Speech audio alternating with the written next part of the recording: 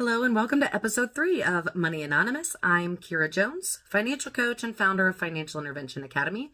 And in today's episode, we're going to be talking about an adult, how to pay to go back to college, managing cash envelope system, and a debt repayment strategy. So these episodes were previously recorded from when I did Money Monday live. But I wanted to bring these questions. They were great questions to bring to start off my channel. So let's just jump right in.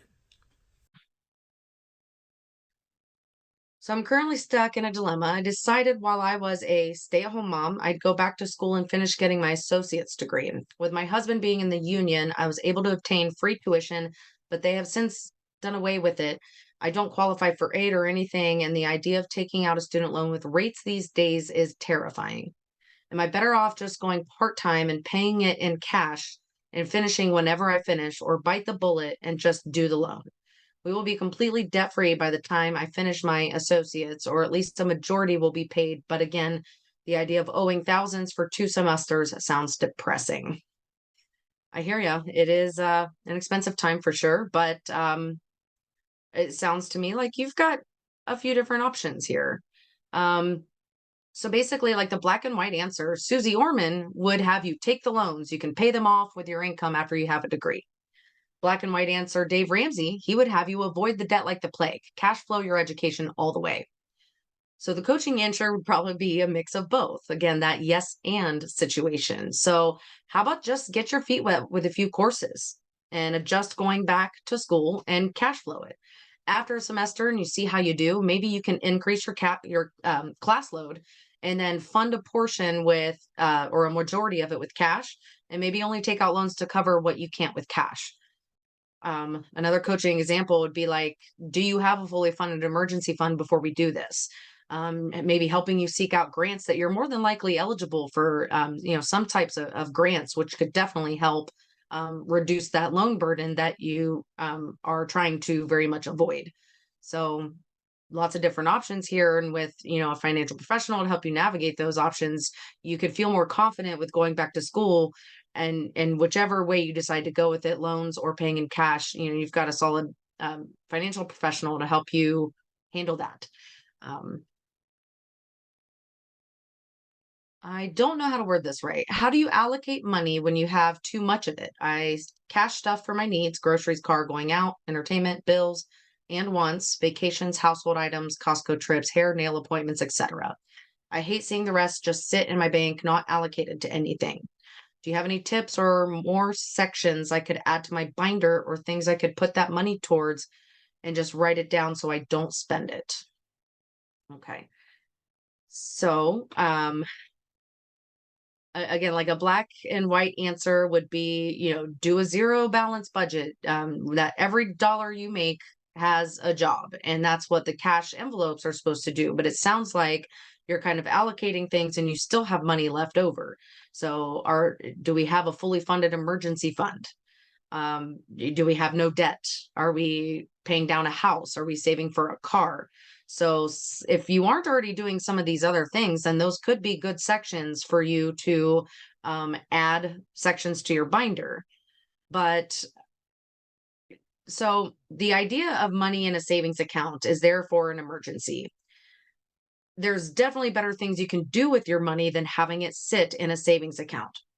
So if it is sitting there, first of all, you'd want to hopefully have it sitting in a high yield savings account, because most traditional savings accounts don't earn enough interest to keep up with inflation and the cost of everything going up per year.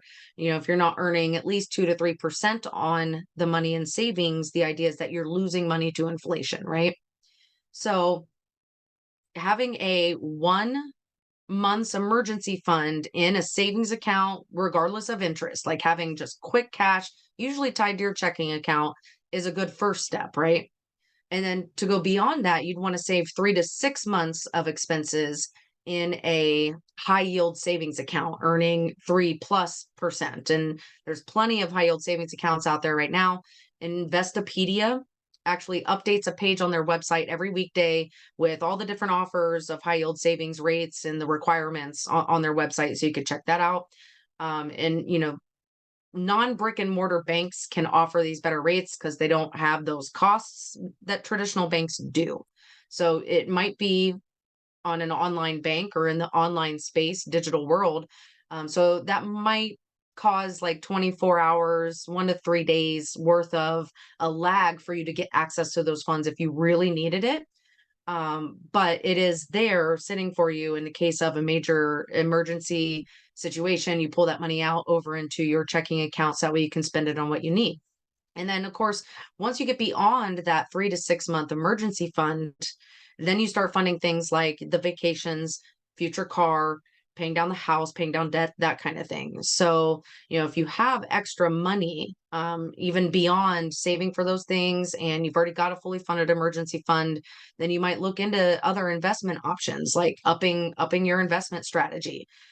So if you're maxing out a Roth or a Roth IRA every year, I think the contributions are going up to 7,000 next year. They were 6,500 for this year, so you can max out your Roth IRA. And then obviously kind of beyond that, definitely consult a financial advisor as far as ways to invest in retirement funds and things like that.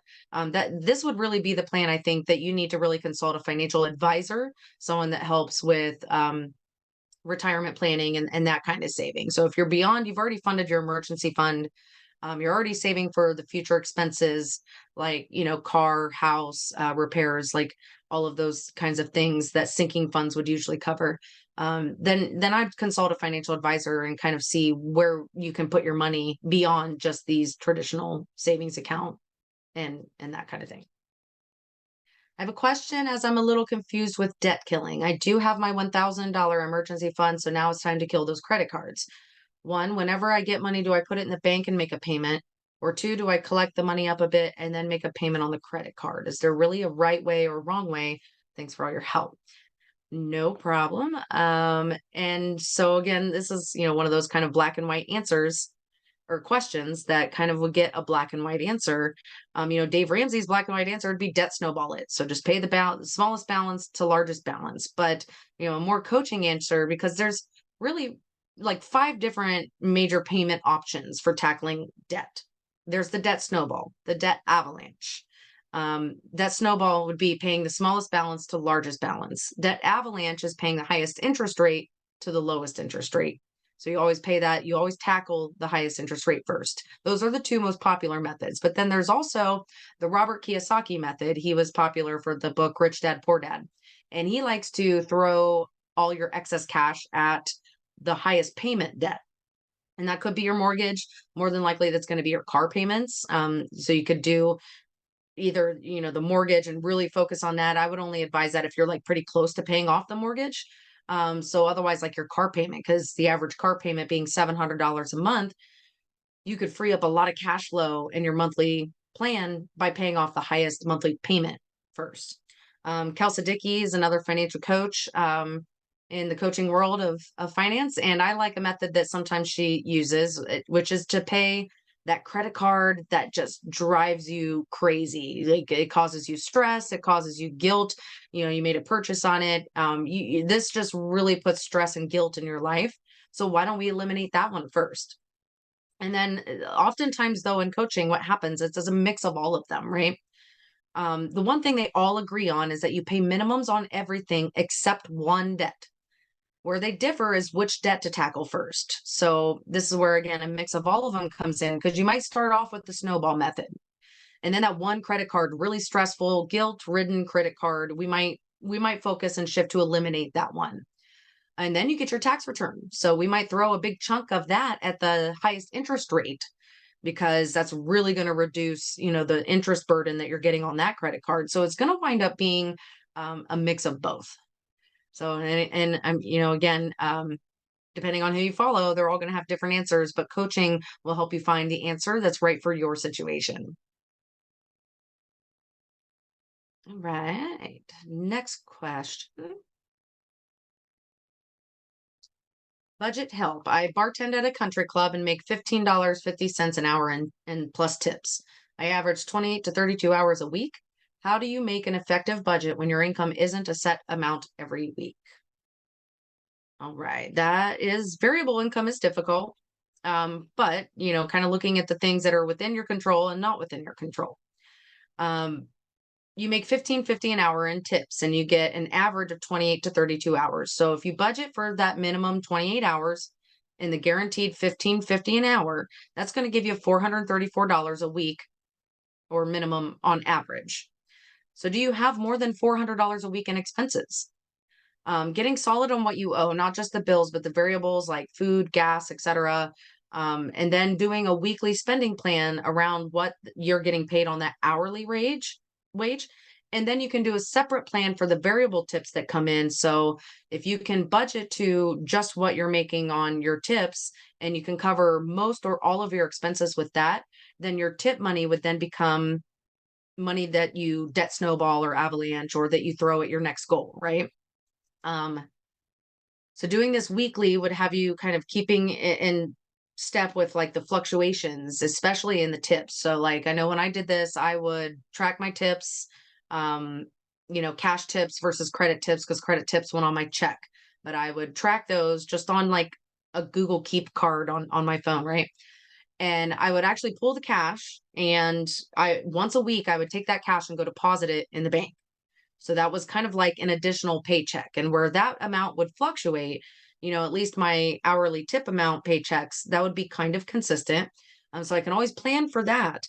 But then, of course, it's like, okay, anything above and beyond that, here's my plan. I'm going to pay this first, that first. It's just really being intentional with your money. And when you're on a variable income, then you want to do things like really getting in touch with every dollar that you're spending and like having a plan for when excess cash flow comes in and when you're short weeks.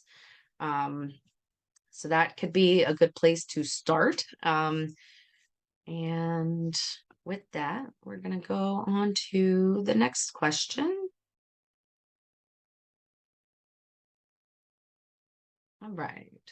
Okay, yes, I'm still confused about sinking funds and how those work.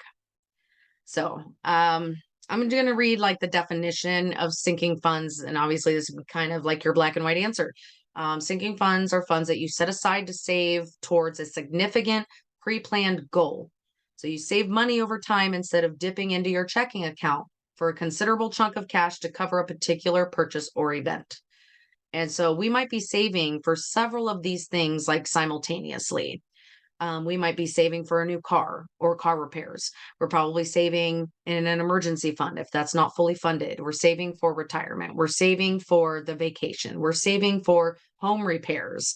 So when we keep track of all these things in savings that we're saving for, um, for example, with myself, I usually am like two checkings and two savings accounts.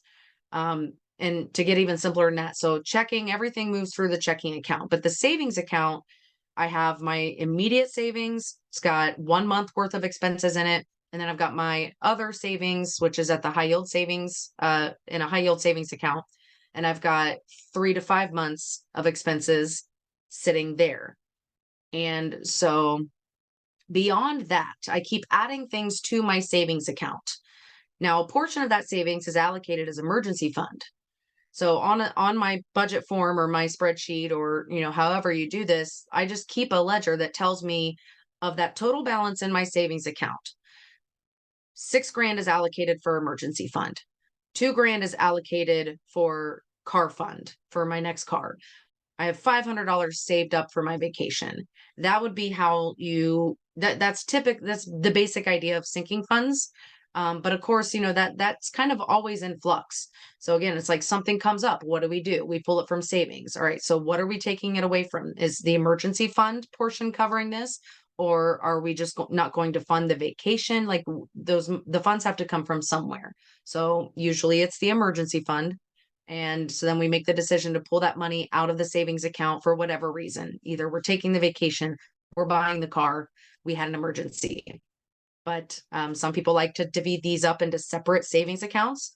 Some banks make it really easy that you can have just one savings account, but you can actually assign separate buckets and actually label them. This is vacation, this is emergency fund.